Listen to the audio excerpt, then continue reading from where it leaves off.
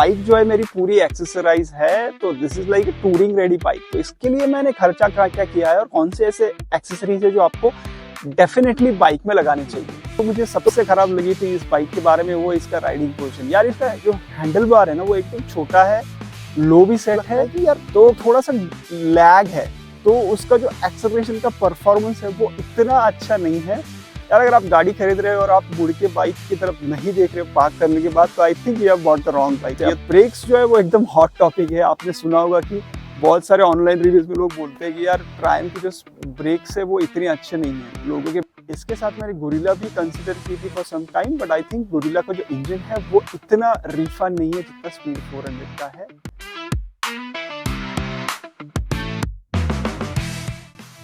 स्वागत है आप सबका एक नए वीडियो में। और आज की वीडियो में हम लोग बात करने वाले हैं ये जो मेरी गाड़ी है ट्रायम्फ स्पीड 400, इसके बारे में। तो एक लॉन्ग टर्म ओनरशिप रिव्यू होने वाला है। ये जो गाड़ी है ये मैंने बाई की थी फरवरी 2025 में, और इसको मैं 10 महीने यूज कर चुका हूँ। करंट जो इसका ओडोमीटर का रीडिंग है वो है 7500 किलोमीटर्स। इसमें छोटे मोटे ब्रेकफास्ट राइड्स और एक लद्दाख राइड भी इंक्लूडेड है। तो जो सबसे पहला सवाल है इस बाइक के बारे में कि आपने 10 मंथ्स यूज कर लिया, 7500 किलोमीटर भी हो गया, लद्दाख राइड भी कर लिया, तो are you happy with the purchase of this bike? So the short answer to the question is definitely yes. ये जो बाइक है ना, अभी आप कोई और बाइक जो इसके सेगमेंट में आती है उससे कंपेयर करोगे ना, there is nothing like it. Triumph speed 400 is one of the best bike that we have currently in the market. तो सबसे पहले जो मुझे सबसे अच्छी चीज लगती है इस बाइक के बारे में वो है बाइक का इंजन परफॉर्मेंस। तो इसके कंपटीशन में बाकी जितनी भी गाड़ी आती है, जैसे कि गोरिल्ला 450 हो गई, NS 400G हो गया, या फिर बजाज की डोमिनर 400 भी आती है, और स्क्रैम्बलर 400 एक जो इसकी सिबलिंग है वो भी एक बाइक का आप कंसिडर कर सकते हो। बट इन सारे बाइक में अगर आप इंजन का परफॉर्मेंस कंपेयर करोगे, I think the Triumph speed 400 का जो इंजन है इट हैज़ नेल्ड इट। इसमें आपको सब कुछ मिलेगा। यू हैव द परफॉर्मेंस, उसमें हाईवे परफॉर्मेंस भी है, आप सिटी में आप उसको यूज़ करोगे तो इसमें इनफ ट्रैक्टेबिलिटी है। इसके बारे में मैंने एक अलग से वीडियो भी बनाया था कि अगर आप 5th गियर में 6th गियर में स्टैंड स्टिल से गाड़ी उठाना चाहते हो तो yes, this engine can do that very well. तो ये इंजन ट्रैक्टाइल भी बहुत है। जो इसका टॉर्क है 37.5 Nm का, वो throughout the rear band एकदम इक्वली डिस्ट्रीब्यूटेड है। तो कोई भी रेयर बैंड में आपको ऐसा नहीं लगेगा कि आपकी गाड़ी स्ट्रगल कर रही है। प्लस इसका टॉप एंड का जो परफॉर्मेंस है वो भी इतना बढ़िया है।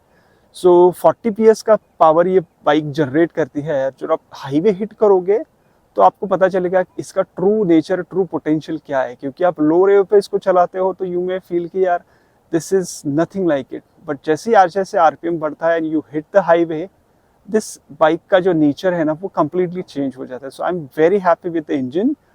इसके साथ मैंने गोरिल्ला भी कंसिडर की थी for some time, but I think gorilla का जो इंजन है वो इतना रिफाइन नहीं है जितना स्पीड 400 का है।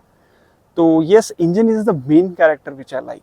और ऐसा नहीं कि इंजन सिर्फ अच्छा है, इसका जो क्लच और गियर शिफ्ट है वो भी बहुत अच्छा है। तो clutch is slip and assist, एकदम लाइट है, आपकी उंगलियों में कभी भी दर्द नहीं होगा।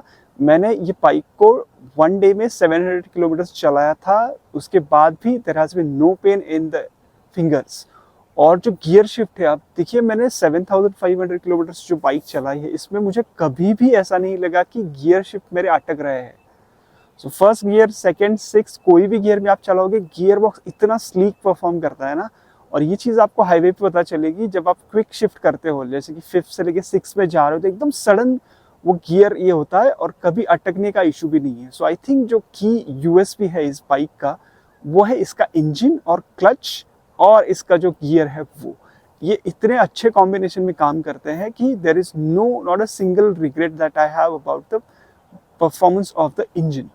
नेक्स्ट चीज जो मुझे इस बाइक की अच्छी लगती है वो है इसका सस्पेंशन। अब इस बाइक में आगे अपसाइड डाउन सस्पेंशन मिलेगा, रियर में आपको मोनोशॉक मिलता है। बहुत सारे लोग बोलते हैं कि यार पेपर पे तो सब कुछ अच्छा दिखता है, बट क्या ये रियल लाइफ में भी परफॉर्म अच्छा करता है?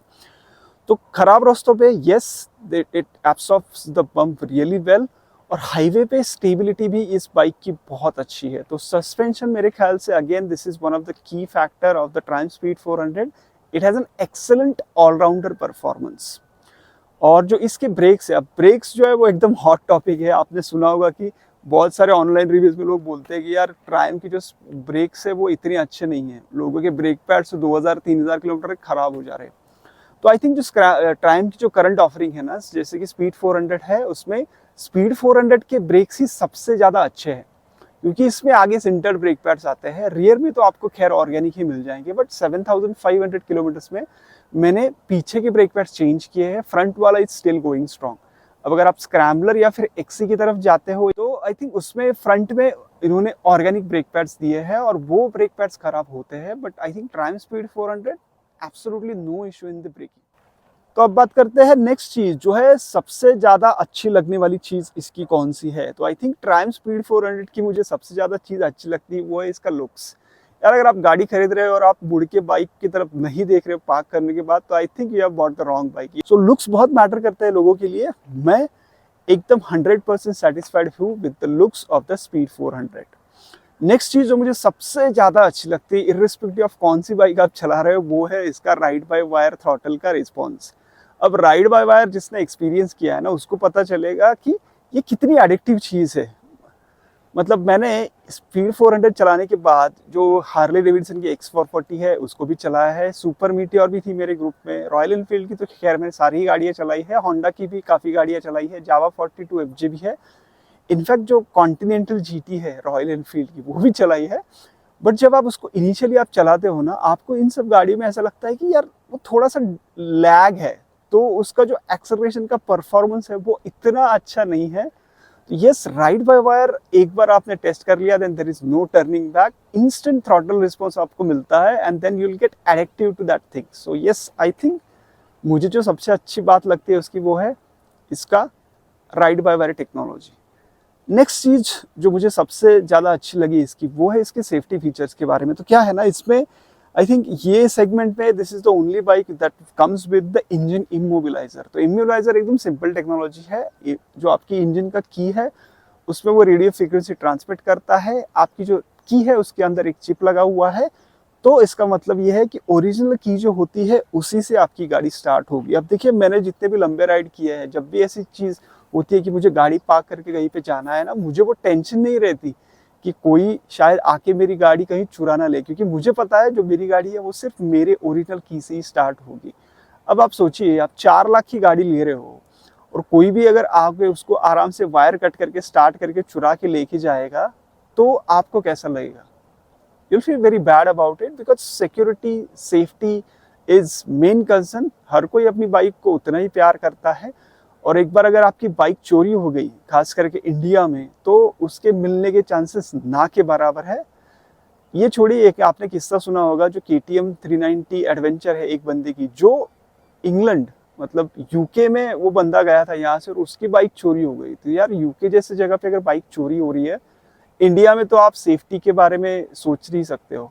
So I think yes, Triumph ने ये बहुत बढ़िया काम किया है। Engine immobiliser is very must feature for all the bikes. ये सारी बाइक में मैं तो बोलता हूँ कंपलसरी होना चाहिए for the safety aspect of it. अब इसमें कुछ कुछ ऐसी चीज़ें भी है जिसको इम्प्रूव किया जा सकता है। सबसे पहला इम्प्रूवमेंट एरिया जो है ट्रायम्फ के स्पीड 400 का, वो है उसके हेडलाइट का परफॉर्मेंस। तो अगर आप सिटी में बाइक चला रहे हो जहाँ पे वेल लिट रोड्स है, तो आपको कोई इशू नहीं आएगा। बट अगर एकदम पिच डार्क है तो फिर आपका जो हेडलाइट है वो इतना अच्छा परफॉर्म नहीं करेगा, तो उसके लिए आपको जाना पड़ेगा फॉग लैंप्स की तरफ। तो ये स्टॉक लाइट कहीं ना कहीं मुझे ऐसा लगता है कि इसको इम्प्रूव किया जा सकता था। नेक्स्ट चीज जो है उसका वो है इसका सीट का कंफर्ट। तो सीट का कंफर्ट क्या है ना, इन्होंने जो सीट दिया है ना वो एकदम ही ऐसा स्लांटेड वाला दिया है, तो अगर आप चलाओगे तो आप हमेशा ऐसे स्लाइड करके टैंक के ऊपर आते रहोगे। तो उसको भी आपको थोड़ा बहुत मॉडिफाई करना पड़ेगा अगर आपको एक जगह पे बैठना है और लॉन्ग ड्राइव करनी है। नेक्स्ट चीज जो है वो मुझे सबसे खराब लगी थी इस बाइक के बारे में, वो इसका राइडिंग पोजीशन। यार इसका जो हैंडल बार है ना वो एकदम छोटा है, लो भी सेट है, तो कहीं ना कहीं आपके शोल्डर्स में बैक पे पेन होता है अगर आप लॉन्ग ड्राइव इसके लिए इसके कंसिडर कर सकते हो। तो इसके लिए मैंने इसके एक कार्बन रेसिंग कंपनी का हैंडल बार राइजर आता है, तो वो ऑलरेडी लगा दिया है। तो आई think this can be improve. But stock bike में ना, जैसे स्क्रैम्बलर की राइडिंग पोजीशन, यार मुझे वो गाड़ी की राइडिंग पोजीशन बहुत अच्छी लगती है, तो उसके जैसा कुछ स्पीड 400 में उन्होंने देना चाहिए था। So this can be improve from the company as well. और एक चीज जो मुझे बाकी खराब लगती है वो है इसका जो इंडिकेटर्स है वो। अब इंडिकेटर्स में ना गाइस प्रॉब्लम क्या है, ये जो इंडिकेटर्स है वो एक तो टूटने का भी डर रहता है, बहुत स्टिफ है, अगर कोई गाड़ी आके आपकी बाइक को टच होती है तो वो टूट जाता है तुरंत, तो वो फ्लेक्सिबल नहीं है। दूसरी चीज, बारिश में आप इसको यूज करोगे तो पानी उसके अंदर चला जाता है, तो पानी अंदर जाने की वजह से वो पूरा फॉग उसके अंदर जमा होता है। तो आई थिंक 3 लाख 3.5 लाख में आप गाड़ी बना रहे हो तो इंडिकेटर की क्वालिटी तो डेफिनेटली आप इंप्रूव कर सकते हो। आई think Triumph should work on that aspect. और एक चीज़ जो मुझे सबसे खराब लगती है वो इसकी कि इसमें रियर टायर अगर मडगार्ड वगैरह ऐसी कुछ चीज़ ही नहीं दी है, तो ऐसा लगता है कि ये गाड़ी शायद सिर्फ समर में चलाने के लिए बनी है। अगर बारिश होती है तो भाई साहब गाड़ी इतनी ज़्यादा गंदी होती है ना कि पूरा जो पानी है वो आपके राइडर के पीठ पे आता है। पिलियन तो छोड़ ही दो, उसको तो आप बिठाओगे तो वो तो बेचारा आपकी बाइक पे कभी बैठने भी नहीं वाला।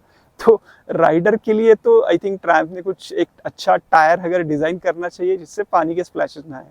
और ये प्रॉब्लम सिर्फ ऐसा लगेगा कि आपको रेनी सीजन में, ऐसा नहीं है। रोड पे थोड़ा बहुत भी पानी रहा और आप उसमें से बाइक लेके जाओगे भाई साहब, वो इतनी गंदी हो जाती है ना। मैं तो भाई इसको वॉश कर करके थक गया। अगर रोड पे पानी होता है तो मैं बाइक एकदम आराम से निकलता हूँ ताकि वो गंदी ना हो। तो yes, this aspect also Triumph, I think you guys can definitely improve on this part. तो अब बात करते हैं बाइक का जो माइलेज है और इसकी सर्विस कॉस्ट कितनी आती है उसके बारे में।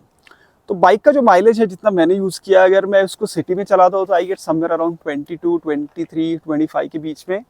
हाईएस्ट जो मुझे मिला है वो मिला है 33। अगर मैं हाईवे पे एकदम 80 to 100 की स्पीड पे क्रूज करता हूँ सो आई गेट 33। तो आई थिंक जो माइलेज है दिस इज एप्ट फॉर जो इंजन है उसके लिए, क्योंकि इंजन जो है वो हाई कंप्रेशन है, 40 PS की पावर भी जनरेट करता है। So if you are getting somewhere around 30 to 35, this is a decent mileage for bike of this capacity and this capability. अब आते हैं सर्विस कॉस्ट के बारे में। तो 7500 जो है वो मेरे 2 सर्विस इसमें हो चुके हैं। हालांकि जो ट्रायम्फ का सर्विस इंटरवल है वो है 1 ईयर या फिर 16,000 kilometres. As per my recommendation आप 10,000 के बाद इसको सर्विस करा लो तो वो बेहतर रहेगा। सो 1 year 10,000 is the ideal way, bike आपकी एकदम टॉप शेप में रहेगी। तो मेरे 2 सर्विस होने के रीज़न ये है ना, जो फर्स्ट सर्विस मैंने कराया था आफ्टर 1000 किलोमीटर्स, उसके बाद आई went for a Ladakh trip और उसमें काफ़ी ज़्यादा बाइक का रनिंग हुआ था। सो जब मैं वापस आया तो I had 2 option, either you do the regular service या तो फिर आप जो रनिंग रिपेयर है उसमें करा लो। तो आई थिंक सर्विस सेंटर ने सजेस्ट किया था कि आप रेगुलर सर्विस ही करा लो, तो उसमें सारे जो कंपोनेंट्स हैं जो भी आपका सर्विस में चेंज होता है तो वो चेंज हो जाएंगे। एक सर्विस की कॉस्ट आती है somewhere around 3000 rupees for it. उसमें से आई थिंक 1500 तो सिर्फ ब्रेक ऑयल की कॉस्ट है, बाकी ऑयल फिल्टर वगैरह जो भी है वो चेंज होता है। So 2,500 to 3,000 you'll pay for the regular service of the bike. This is I'm talking about only the parts which are must have, which is as per the service book. इसके ऊपर अगर आपको कुछ बाकी चीज़ें replace करनी है उसकी कॉस्ट अलग आएगी।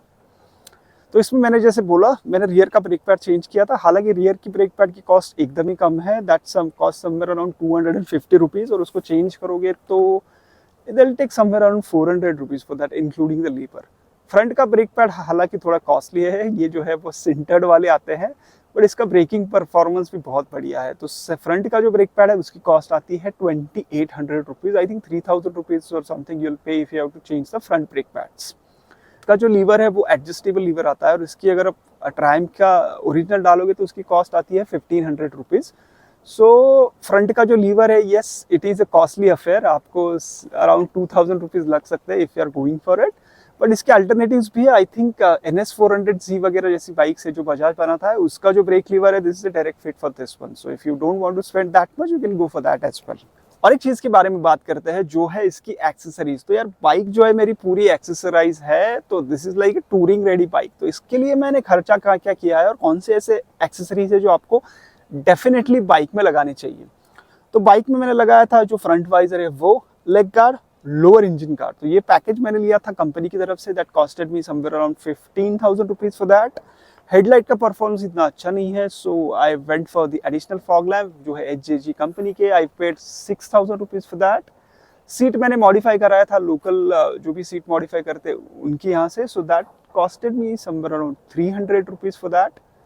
हैंडल बार जो लो सेट है उसका भी मैंने एक सोल्यूशन निकाला था। तो हैंडल बार राइजर्स मैंने लिए थे कार्बन रेसिंग कंपनी के, that one costed me 2200 rupees. Installation I think 200-300 मैंने दिया था, तो 2500 for the handle bar risers, वो भी मैंने इस पे लगाए थे। रियर का जैसे मैंने बोला, एक टायर अगर इज अ मेन प्रॉब्लम, तो टायर अगर मैंने लगाया था उसके कॉस्ट पड़ा था 1800।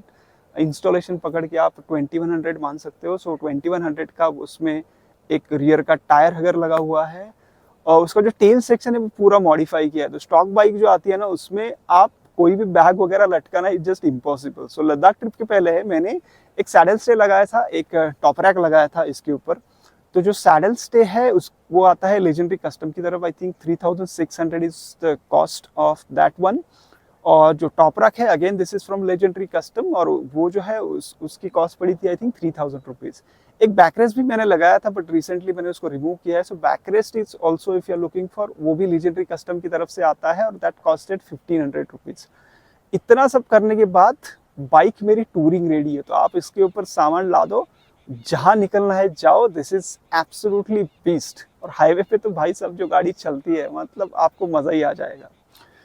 तो बात है वन लास्ट क्वेश्चन पे। जो भी लोग डाउट में है कि आपको ट्रायम्फ स्पीड 400 लेनी चाहिए या नहीं लेनी चाहिए, कौन सी बाइक आप कंसिडर कर रहे हो, सो मेन जो यूएसपी है ये बाइक का, जैसे मैं बोला, हार्ट जो होता है कोई भी बाइक का वो होता है उसका इंजन। अगर इंजन अच्छा है तो rest of the thing you can manage. इसके जो मैंने शॉर्ट्स कमिंग बताए इश्यूज है, these are not a big deal breaker for you. If you want a bike जो सिटी में निम्बल हो, आप उसको डेली भी यूज करोगे तो आपको कोई इशू उसमें नहीं आना चाहिए। आप अगर चाहते हो कि ब्रेकफास्ट राइड पे जाना है, this is pretty much capable. आपने सोचा मुझे डेली 500 किलोमीटर चला के कहीं और जाना है, I will do a big touring, that is also possible on this bike. So this is a master of all the task. तो ये सारी चीजें एकदम अच्छी कर लेती है। और जहां तक मैं समझता हूँ, मुझे लगता है ना कि ये जो बाइक है this is like you will get you into an performance category। तो इसके बाद अगर आप कोई ऊपर जाओगे तो आपको फिर वो एकदम पर्पस ड्रिवन बाइक्स मिलेगा, जैसे कि एडवेंचर्स बाइक होती है या फिर स्पोर्ट्स टूरिंग कैटेगरी होती है या स्पोर्ट्स बाइक होती है या नेकेड होती है। सो ये जो बाइक की कैटेगरी है that is like it can do all the things and still अगर आप ट्रैफिक पे सिग्नल पे खड़े हो तो ये बाकी सारी बाइक में जेलअप हो जाएगी। तो ऐसे आपको कुछ अलग नहीं दिखेगा। क्योंकि क्या होता है ना, बहुत सारे लोगों का ये मेन कंसर्न होता है कि यार उनको बाइक में बहुत सारी चीजें चाहिए होती है but they don't like the way those bike look. Let's take an example of the KTM 390 adventure. Now that bike is very much capable. आपको टूरिंग करनी है बेस्ट है, आपको ऑफ रोडिंग करनी है, it is one of the best bike that you have out there. But if you consider its look, it's not an everyday bike. जब भी आप कहीं पे उसको लेके जाओगे ना, वो ऐसे अलग से उठ के दिख के आती है। तो बहुत सारे लोगों को वो अच्छा नहीं लगता कि यार गाड़ी जो है वो एकदम अच्छी दिखनी चाहिए। So I think this is what the Triumph speed 400 offers. इसके मॉडर्न रेट्रो लुक्स एकदम कहीं पे भी आप उसको लगाओगे, so this is kind of a gel up with the other bike. But जब आप उसको परफॉर्मेंस चाहिए, you will get the 100% performance out of it. So I am very much satisfied with the Triumph speed 400। इसके बारे में आपके कोई भी सवाल है आप कमेंट सेक्शन में पूछ सकते हैं। चलिए एंड करते हैं इस वीडियो को, मिलते हैं नेक्स्ट में। Thank you for watching, bye bye.